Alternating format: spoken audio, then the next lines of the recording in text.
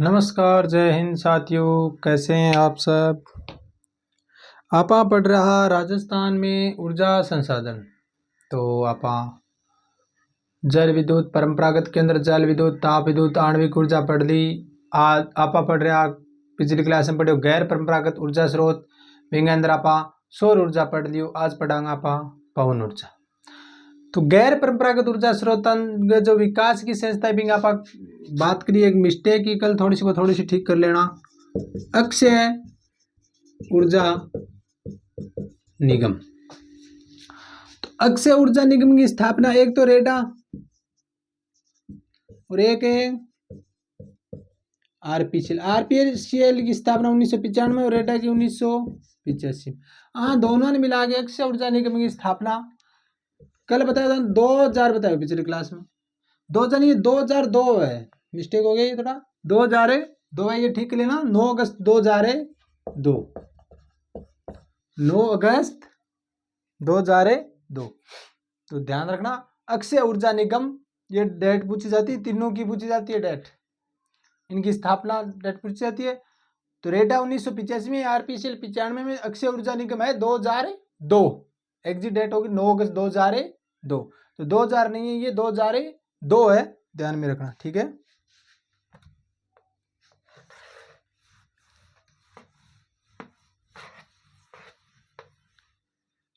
आज का अपना है पवन ऊर्जा।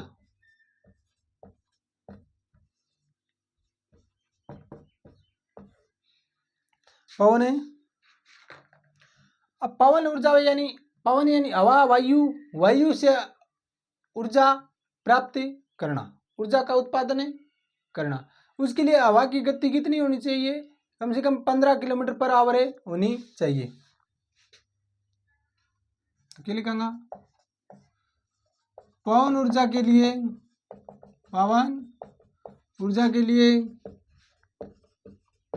आवश्यक हवा की गति ये होनी चाहिए 15 किलोमीटर पर आवर, यानी 14-15 किलोमीटर, यानी धीमी अगर 5 किलोमीटर पर आवर की गति से हवा चल रही है तो पवन ऊर्जा नहीं चलेगी, क्योंकि वो बड़े बड़े पंखे लगे होते हैं, उन पंखों पे ब्लेडें लगी होती है पवन की, वो ब्लेडें घूमेंगी नहीं तो ऊर्जा का उत्पादन नहीं होगा। तो 15 किलोमीटर हवा की थोड़ी स्पीड होनी चाहिए।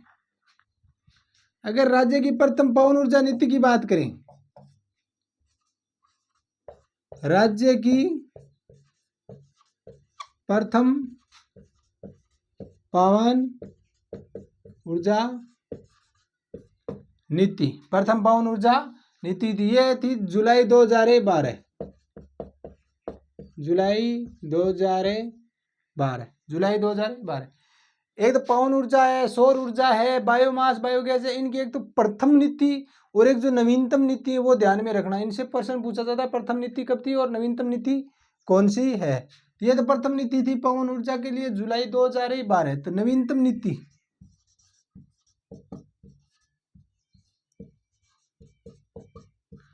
नवीनतम नीति कौन सी है? तो 18 दिसंबर 2019। 18 दिसंबर 2019 ये क्या है? इसकी नवीनतम नीति है, ठीक है। अगर आप भारत की बात करें तो भारत में सर्वाधिक पवन ऊर्जा का उत्पादन कौन से राज्य में होता है? भारत में सर्वाधिक पवन ऊर्जा उत्पादन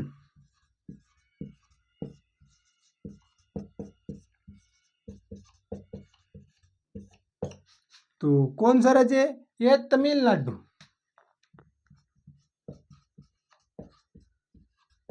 ये ना सोचिए अपने मरूज तले अपना आंधिया ज्यादा चले हैं भाई, राजस्थान में मरूज तले, राजस्थान में आंधिया ज्यादा चले, सौ ज्यादा हवा की गति होगी तो सौ ज्यादा नहीं। पवन ऊर्जा को सर्वाधिक जो उत्पादन करने वाला राज्य है वो है तमिलनाडु। अगर आप राजस्थान की बात करें तो राजस्थान में सर्वाधिक उत्पादन कर रहे हैं कौन सा डिस्ट्रिक्ट है? जैसलमेर। राजस्थान में सर्वाधिक पवन ऊर्जा उत्पादन कहाँ होता है? जैसलमेर में। यहाँ हवा की दशाएं अनुकूल हैं इसके, इसीलिए जैसलमेर को क्या कहते हैं? पंखों की नगरी। पंखों की नगरी, जैसलमेर को क्या कहते हैं? पंखों की नगरी। ठीक है। और भारत में सबसे ज्यादा जो पवन ऊर्जा का उत्पादन है तमिलनाडु में है, तो इसलिए भारत का प्रथम पवन ऊर्जा संयंत्र भी कहाँ लगा? तमिलनाडु में लगा। भारत का प्रथम पवन ऊर्जा संयंत्र कहाँ पे लगा?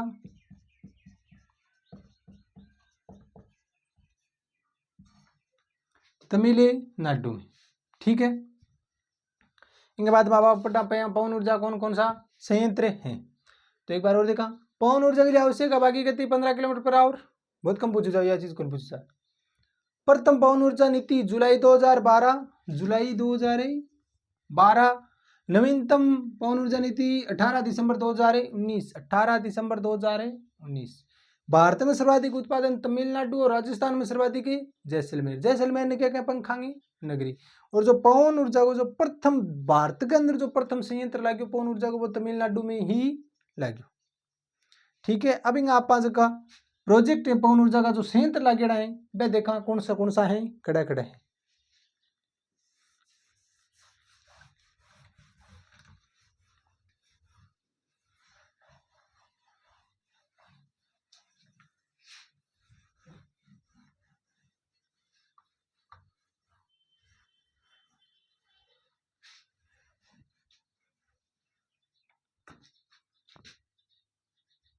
तो संयंत्र की बात करा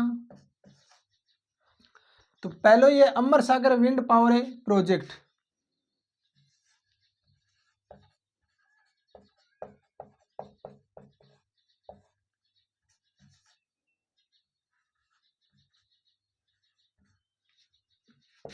अमर सागर विंड पावर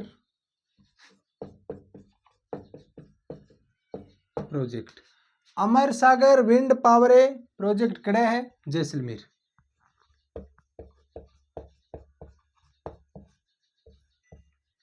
जैसलमेर। ठीक है। ये राजस्थान का प्रथम संयंत्र है। राजस्थान का प्रथम संयंत्र। ठीक है। इसकी स्थापना 99 में हुई थी। स्थापना कब हुई? 1999। देखो, भारत में सर्वाधिक उत्पादन है तमिलनाडु में, तो भारत में प्रथम जो संयंत्र लाग्यो वो कर लाग्यो तमिलनाडु में लाग्यो।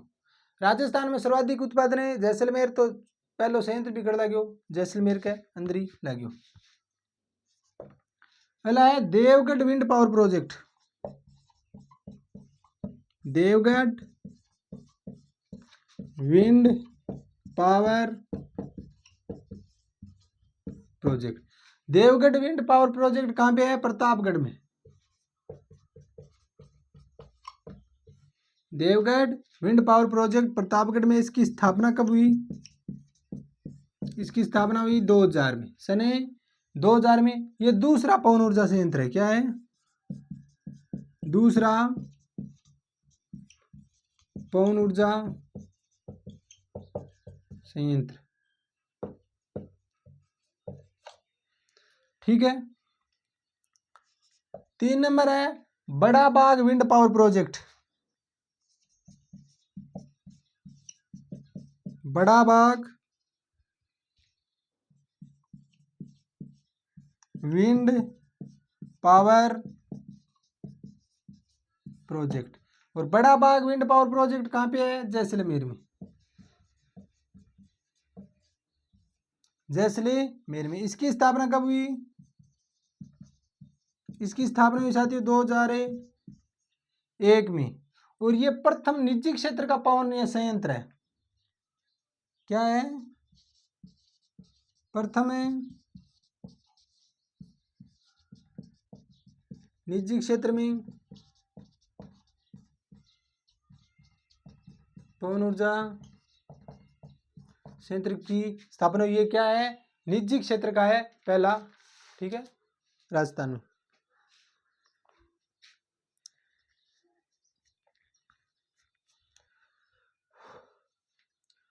अमर Sagar wind power project Jaisalmer 1999 Rajasthan को प्रथम संयंत्र। देवगढ़ विंड पावर, देवगढ़ प्रतापगढ़ 2000 में, यो 99 में दिया, 2000 में दूसरा।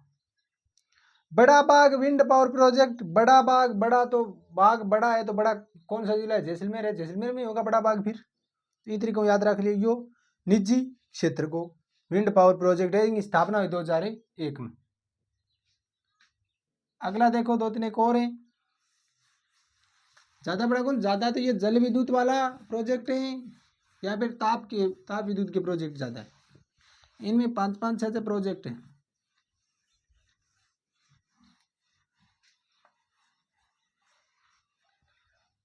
राजस्थान में सर्वाधिक उत्पादन ताप विद्युत से होता है, तो ज्यादा जो प्रोजेक्ट है वो ताप विद्युत के ही है। अगला है Hansva wind power project,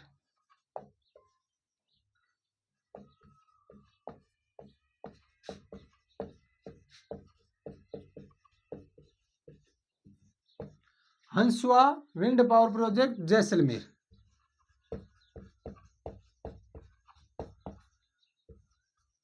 Jaisalmer.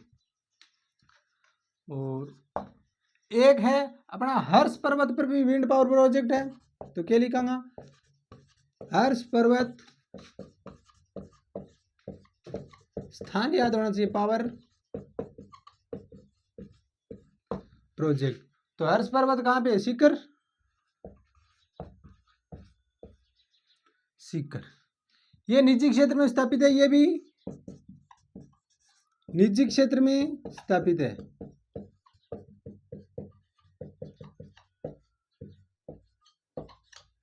निजी क्षेत्र में स्थापित है। एक है सोडा बंधन, सोडा बंधन विंड पावर प्रोजेक्ट। सोडा बंधन है विंड पावर प्रोजेक्ट, इसकी स्थापना कब हुई, 2004 में, और ये राज्य का सबसे बड़ा पवन ऊर्जा संयंत्र है। क्या है, राज्य का सबसे बड़ा पवन ऊर्जा संयंत्र, पवन ऊर्जा के संयंत्र है साथियों। पहला है अमर सागर जैसलमेर, अमर सागर है जैसलमेर, अमर सागर से ज्यादा प्रश्न पूछा जाता है 1999 में। फिर देवगढ़ प्रतापगढ़ में 2000 में। फिर बड़ा बाग निजी क्षेत्र का है जैसलमेर में 2001 में। फिर हंसवा जैसलमेर, हर्ष पर्वत सीकर, और सोडा बंधन विंड पावर, ये भी जैसलमेर में ही है।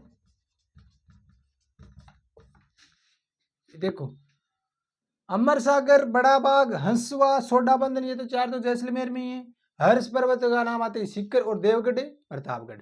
ठीक है, ये था अपना आज का जो पवन ऊर्जा का जो पावर प्रोजेक्ट है वो। ठीक है, अब देखिए बायोमास ऊर्जा, बायोमास ऊर्जा,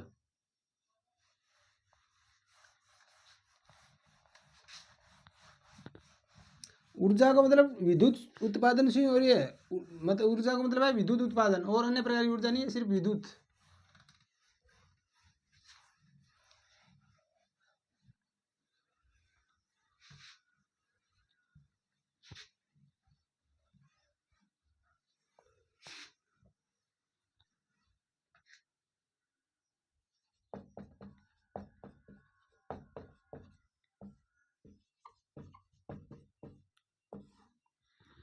बायोमास ऊर्जा,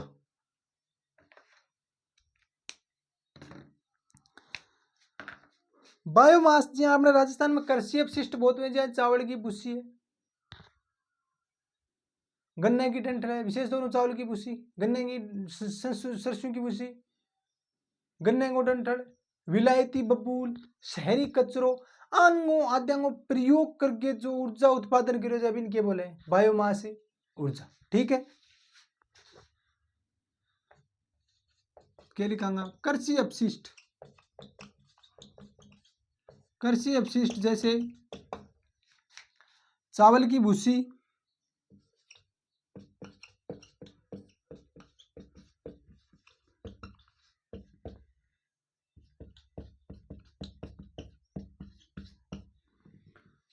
सरसों की खल,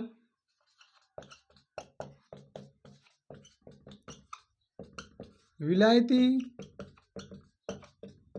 विलायती बबूल, गन्ने की डंठल,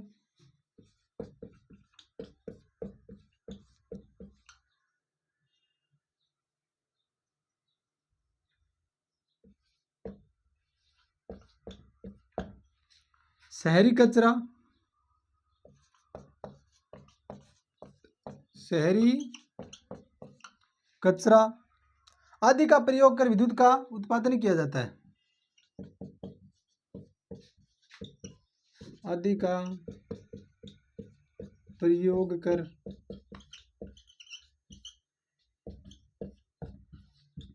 विद्युत का उत्पादन किया जाता है। आदि का प्रयोग कर विद्युत का उत्पादन किया जाता है। ठीक है, उसको क्या बोलते हैं? बायोमास ऊर्जा। ठीक है, कृषि अपशिष्ट, शहरी कचरे वगैरह में जो प्रयोग करके जो ऊर्जा उत्पादन की जाए इन्हें बोले बायोमास ऊर्जा। और राज्य की जो प्रथम बायोमास ऊर्जा नीति है वो कब की है? वो है 26 फरवरी 2010। बायोमास ऊर्जा नीति 2010, 26 फरवरी 2010। क्या लिखा? राजस्थान की प्रथम बायोमास ऊर्जा नीति, प्रथम बायोमास ऊर्जा नीति, ये साथियों 26 फरवरी 2010।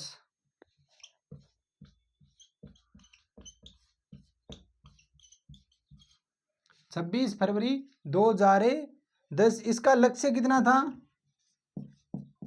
प्रथम जो बायोमास ऊर्जा नीति है इसका लक्ष्य था 300 मेगावाट उत्पादन करना। 300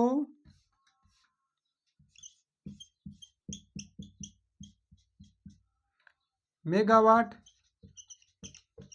विद्युत उत्पादन करना।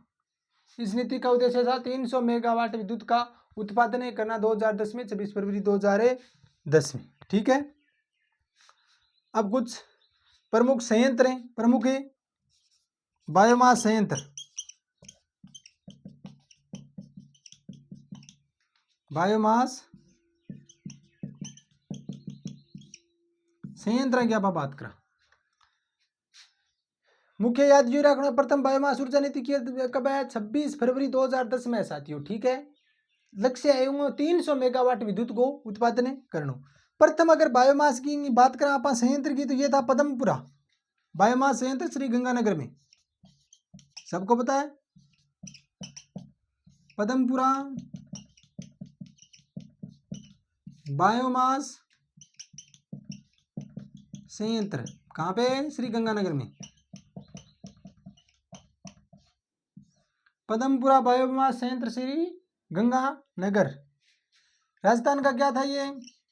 राजस्थान का प्रथम संयंत्र, राजस्थान का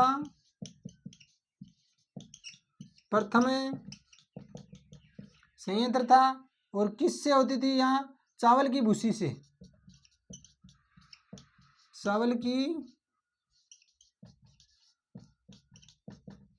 भूसी से क्या होता था? विद्युत का उत्पादन। चावल की भूसी, गंगानगर साइड में चावल होता है, चावल की भूसी से विद्युत का क्या होता था? उत्पादन होता था। ठीक है, तो इसकी प्रथम बायोमास ऊर्जा नीति है वो 26 फरवरी 2010 में ही है।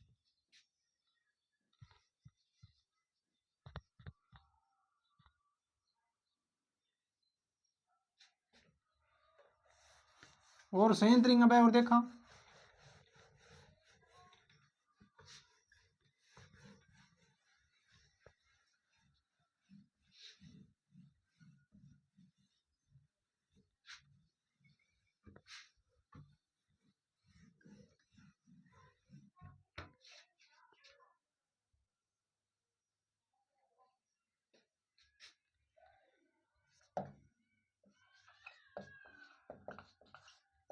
खेड़ली बायोमास संयंत्र,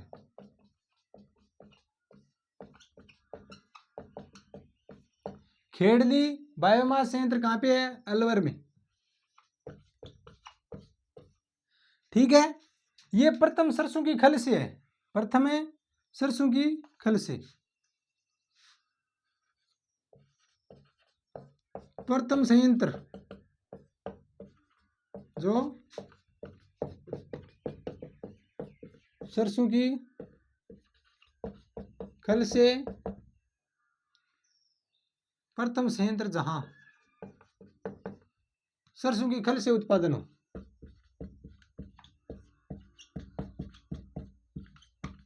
ये प्रथम संयंत्र है यहाँ पे खेड़ली वाला। ये प्रश्न आता है सरसों की खल से जो प्रथम संयंत्र कौन सा है, तो ये है खेड़ली अलवर वाला। ठीक है,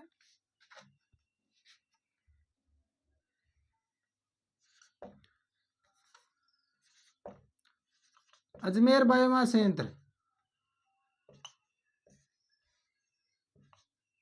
अजमेर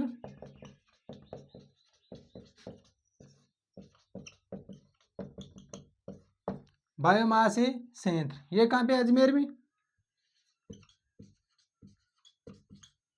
अजमेर बायोमास संयंत्र कहाँ पे है? अजमेर में। किसके द्वारा? विलायती बबूल से, विलायती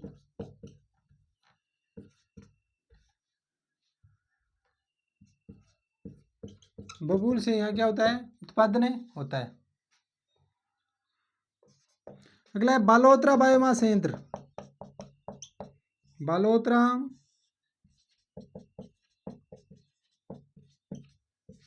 बायोमास संयंत्र, ये कहाँ पे है? बालोतरा में है। बालोतरा बायोमास संयंत्र कहाँ पे है? बालोतरा में। ये शहरी कचरा आधारित है,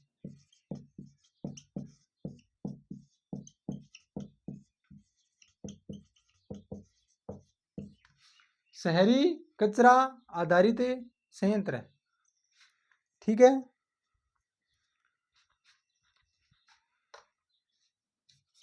अगला है रंगपुर बायोमास संयंत्र, रंगपुरी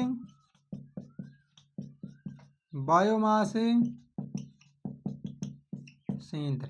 रंगपुर बायोमास संयंत्र कहाँ पे है? कोटा में। और कोटा हाड़ौती क्षेत्र में आ गया, तो ये प्रश्न भी पूछा जाता है, हाड़ौती का प्रथम संयंत्र, हाड़ौती का प्रथम संयंत्र यही है हाड़ौती क्षेत्र में, क्यों? कोटा हाड़ौती में आया, कोटा बूंदी बारा झालावाड़। और ये है देवली बायोमास संयंत्र,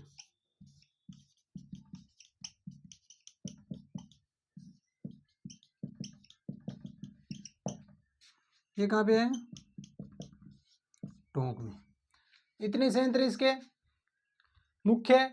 इनमें याद इतना रखना है कि कौन सा संयंत्र कहाँ पर स्थापित है।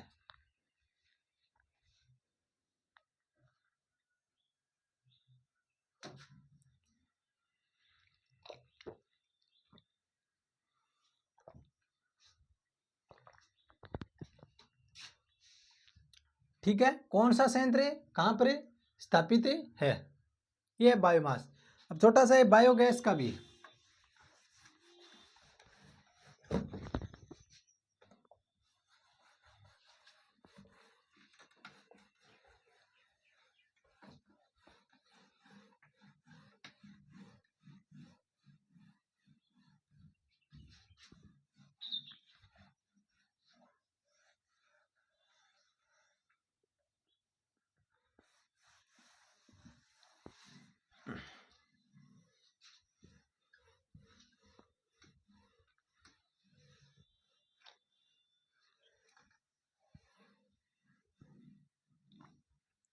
बायोगैस ऊर्जा,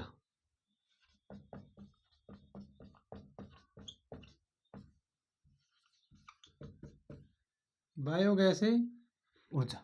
ठीक है, तो बायोगैस यानी गोबर गैस, यानी गोबर गैस। और गोबर कड़ुआओं को, पशुओं को, यानी पशु अपशिष्ट द्वारा ऊर्जा उत्पादन, पशु अपशिष्ट द्वारा ऊर्जा उत्पादन। इनमें सरकार की भी कुछ योजनाएं बायोगैस के लिए, यानी 5 या 6 बड़ा पशु अगर हुए तो वो आदमी अपने घरेलू उत्पादन के लिए बायोगैस को मुख्य रूप अभी तक यो ही है, बायोगैस है वो व्यावसायिक रूप उत्पादन नहीं प्रारंभ हो, सिर्फ घरेलू उत्पादन प्रारंभ हो बायोगैस में खाद भी बन जाए और ऊर्जा भी को भी उत्पादन हो जाए, लेकिन घरेलू उपयोग के लिए व्यावसायिक रूप से बायोगैस का उत्पादन नहीं है। तो बायोगैस का मुख्य घटक क्या है? बायोगैस का मुख्य घटक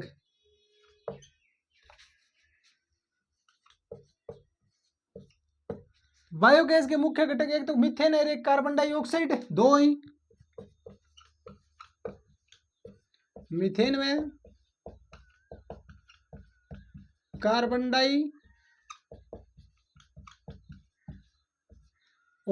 मीथेन और कार्बन डाइऑक्साइड, लेकिन मीथेन है वो 60 से 65% है, ठीक है, 60 से 65%, और ये लगभग 30%, 30-35%, ठीक है।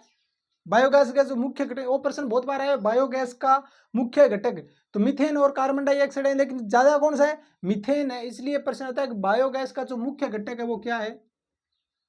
मीथेन है। बायोगैस का मुख्य घटक क्या है? मीथेन है। और राष्ट्रीय जो बायोगैस विकास योजना है वो 1981-82 में शुरू हुई। राष्ट्रीय बायोगैस विकास योजना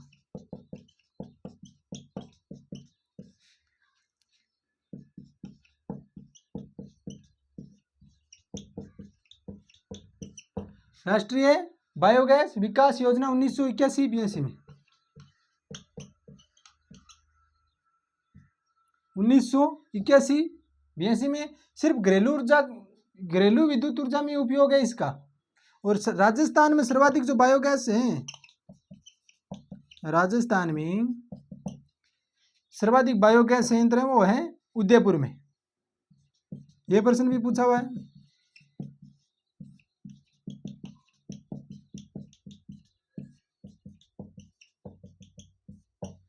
कौन से डिस्ट्रिक्ट में? उदयपुर में। क्यों? क्योंकि यहाँ पे पशुधन ज्यादा है। इसके लिए क्या चाहिए? पशुधन चाहिए। बायोगैस के लिए क्या चाहिए? ज्यादा पशुधन चाहिए।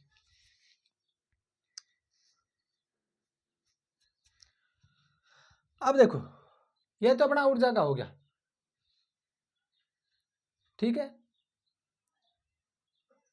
जैसे जल, ताप और आणविक, सौर, पवन, बायोमास, बायोगैस सब बोली, ठीक है, इन्हीं में से आएगा जो। अब देखा कुछ से ऊर्जा लेंगे, कुछ योजना और कुछ स्कीमाएं।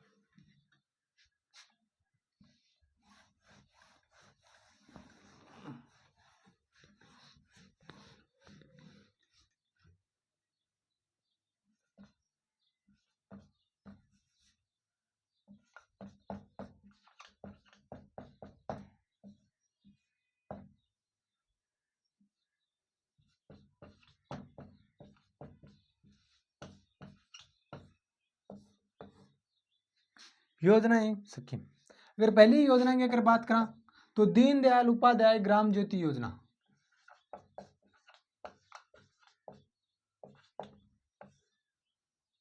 दीनदयाल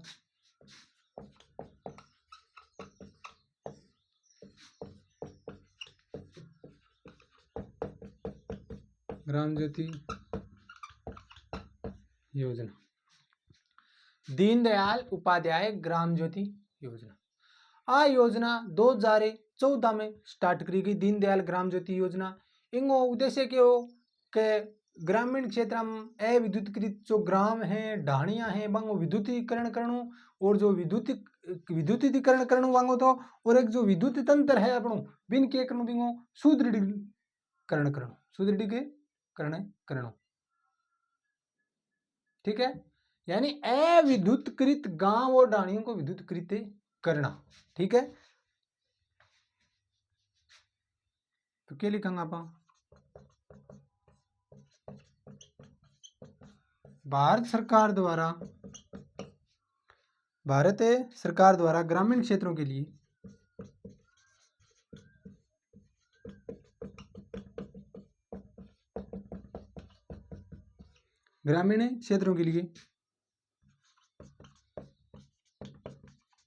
इस योजना की घोषणा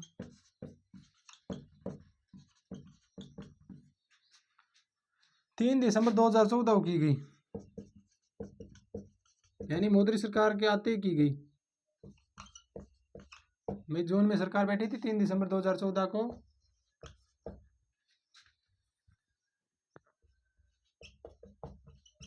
की गई।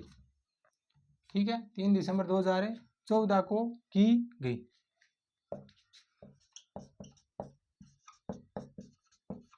इस योजना का उद्देश्य ग्रामीण क्षेत्रों में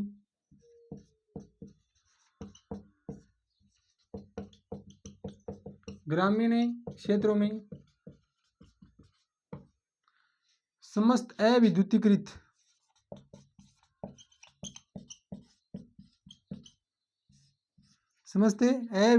गांव डाणियों का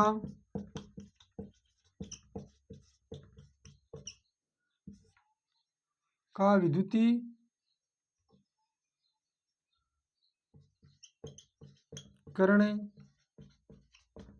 करना, विद्युत तंत्र का सुदृढ़ीकरण करना, विद्युत तंत्र का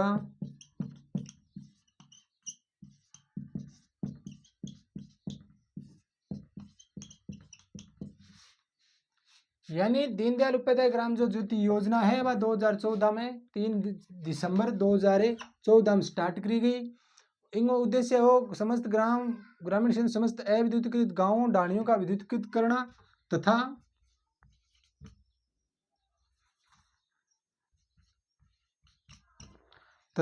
विद्युत तंत्र का सुदृढ़ीकरण करना। ये इसका क्या था, उद्देश्य था। बस इतनी सी बात है। अगला है कुटीर ज्योति योजना।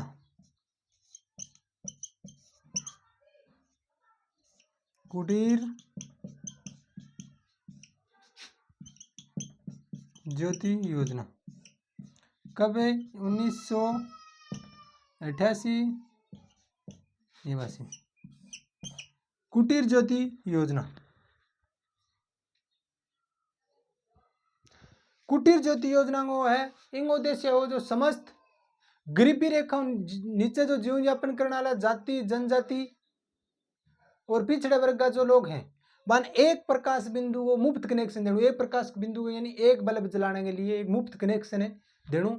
जो गरीबी रेखा नीचे जीवन यापन कर रहे हैं, जो जाति और जनजाति गरीबी रेखा से नीचे जीवन यापन कर रही है, वन एक प्रकाश बिंदु को मुफ्त कनेक्शन है देणु। वही कुटीर ज्योति योजना। ज्यादा डेट पूछी जा सकती है इसकी 88 में। क्या लिखा? इस योजना के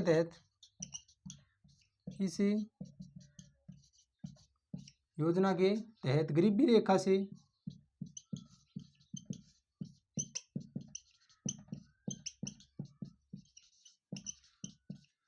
नीचे जीवन यापन करने वाले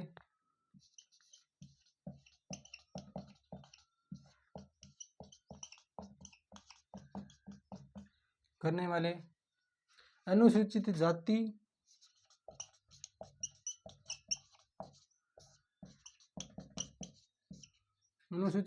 व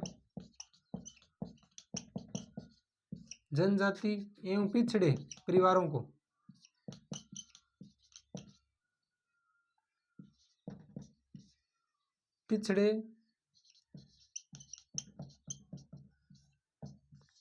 परिवारों को एक प्रकाश बिंदु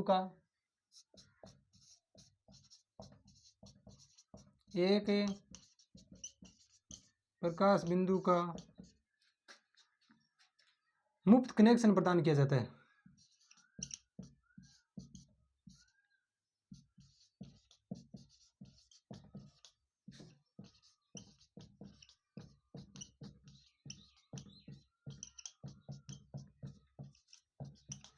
किया जाता है, ठीक है। यही कुटीर ज्योति योजना। अगली योजना और देखा,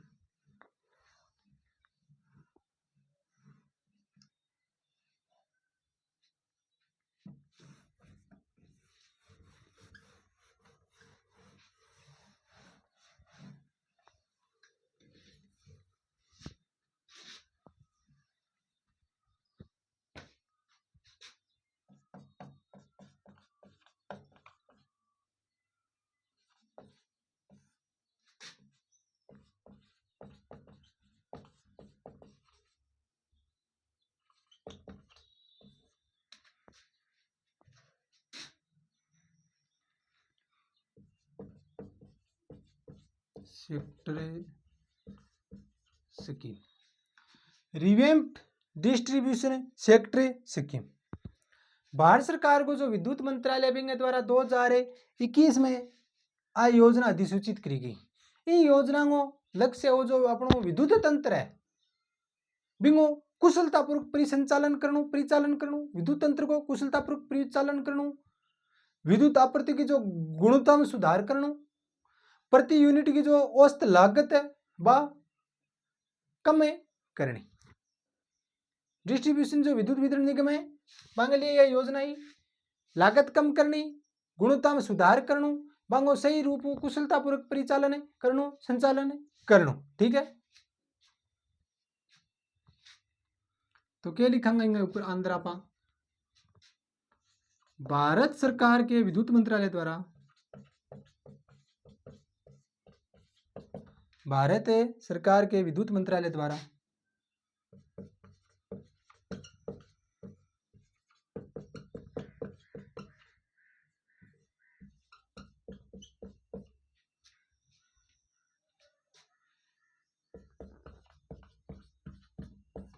वितरण निगमों के परिचालन, वितरण निगमों के परिचालन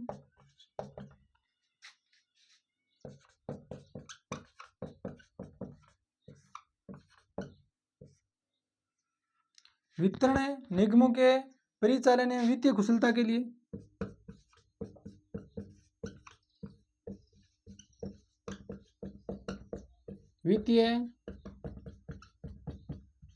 कुशलता के लिए सुधार एवं परिणाम आधारित स्कीम,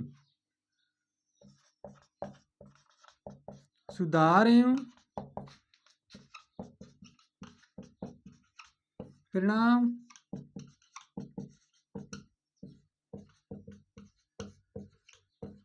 परिणाम आधारित स्कीम, ये 20 जुलाई 2021 को अधिसूचित की गई। दिनांक 20 जुलाई 2021 को अधिसूचित की गई। इसका उद्देश्य क्या था?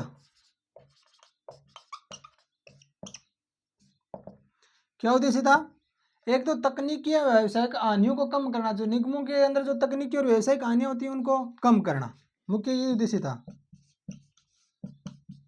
तकनीकी एवं व्यावसायिक हानियों को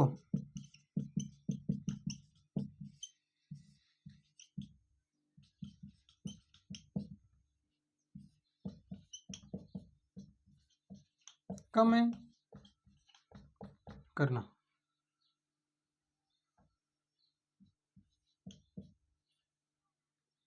कम है करना।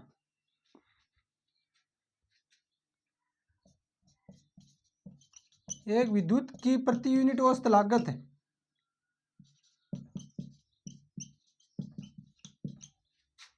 प्रति यूनिट औसत लागत एवं औसत राजस्व वसूली।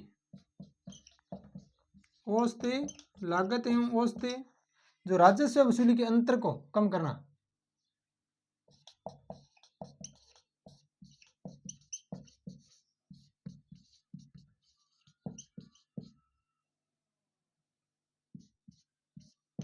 अंतर को वित्तीय वर्ष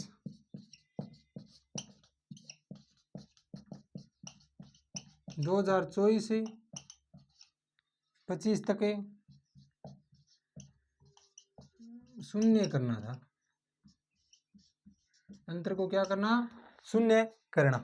ठीक है, यानी विद्युत की जो प्रति यूनिट औसत लागत है, औसत राजस्व वसूली को जो अंतर है 2024 वित्तीय वर्ष 2024 तक शून्य करना। विद्युत आपूर्ति की गुणवत्ता में सुधार करना।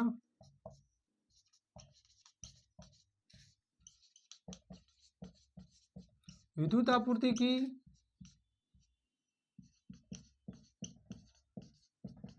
गुणवत्ता में सुधार करना। ठीक है,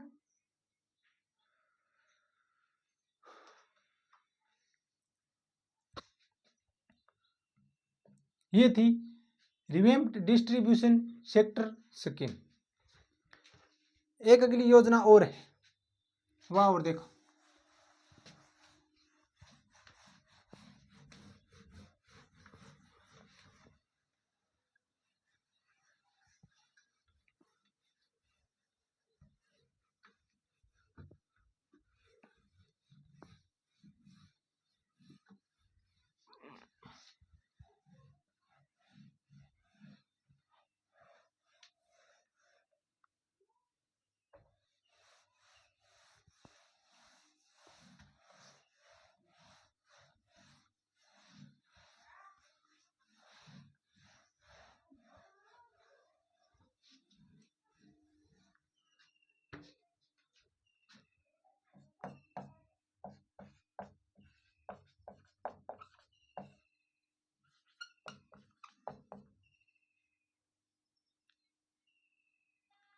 किसान ऊर्जा सुरक्षा, किसान ऊर्जा सुरक्षा एवं उत्थान महाअभियान योजना।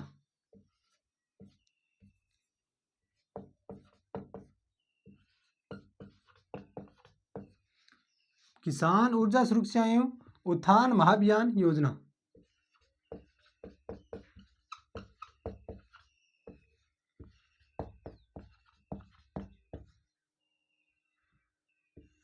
महाअभियान योजना, यानी इनको शॉर्ट नाम की है कुसुम योजना। ठीक है, यह कब प्रारंभ की गई? यह प्रारंभ की गई 22 जुलाई 2019। 22 जुलाई 2019 को ये योजना कुसुम योजना प्रारंभ की गई। तो सीधे से प्रश्न आओगे, कुसुम योजना कब प्रारंभ की गई? 22 जुलाई 2019 या 2019, या तो एग्जिट डेट मिलेगा या 2019 मिलेगा। इसके वित्तीय भार की बात करें, अगर आप वित्तीय भार का कैसे आएगा? ये सौर ऊर्जा आधारित है। जैसे 2 मिनट, कृषि कनेक्शनों का सौर ऊर्जीकरण करना, क्या है ये?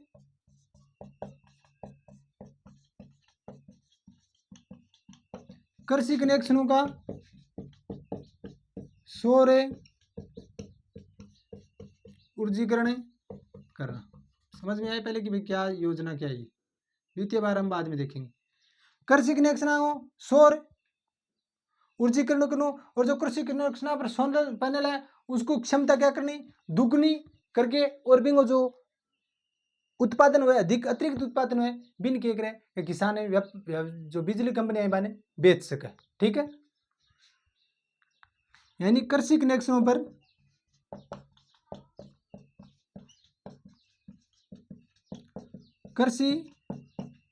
कनेक्शनों पर सोलर पैनल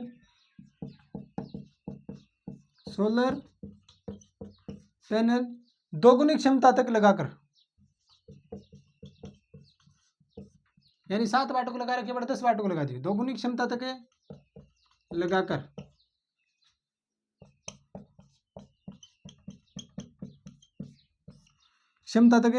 अतिरिक्त बिजली का उत्पादन करना, अतिरिक्त बिजली का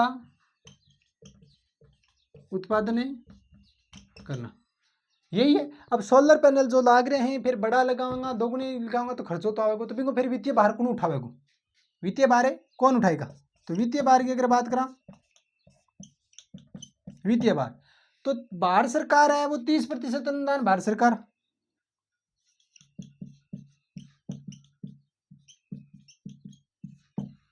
कितना 30%, जो पूरी योजना है उसका 30% अनुदान कौन देगा? भारत सरकार। राज्य सरकार कितना देगी? ये 30% अनुदान राज्य सरकार देगी। कितना हो गया? 60 बच गया 40। अब है 10%, तो 40 में 10% तो किसान स्वयं साधन सुविधा होगा, और 30% बच गया वो बिंग लिए किसान ने ऋण की सुविधा मिल जाएगी। ठीक है, तो ये किसानों द्वारा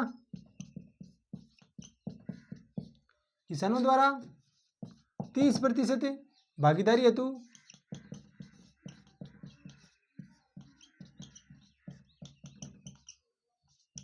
ऋण व्यवस्था।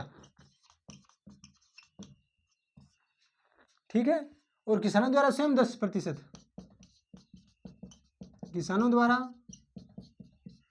स्वयं अपने साधनों पर 10%। ठीक है, तो 100% हो गया। तो अतिरिक्त ऊर्जा का उत्पादन करके किसान बिजली कंपनी बेच सके, अतिरिक्त ऊर्जा के लिए किसान ने प्रति यूनिट शायद 3-3.5 रुपया मिले। ठीक है, तो ऐसे तो शायद ही वह और कड़े हो तो भी होगी, कोई कर तो भी होगी, कोई बड़ो किसान में तो। ठीक है, वरना कमी है। तो ओहो, आज को अपना सेशन पवन ऊर्जा, बायोमास, बायोगैस लेगे और कुछ योजना कुछ स्कीम मान लेगे साथियों। अब आपनो जो राजस्थान में ऊर्जा संसाधन को जो टॉपिक हो वो हो गयो कंप्लीट। अब यहाँ बच्चे अपना कुछ महत्वपूर्ण प्रश्न जो गत परीक्षा में पूछा गया है और इम्पोर्टेंट है परीक्षा की दृष्टि से। कोई भी एग्जाम हो चाहे first grade, second grade, REET, पटवारी, ग्राम सेवक, पशु परिचर, कोई भी राजस्थान का वाले एग्जाम के लिए इम्पोर्टेंट होंगे। ठीक है, धन्यवाद।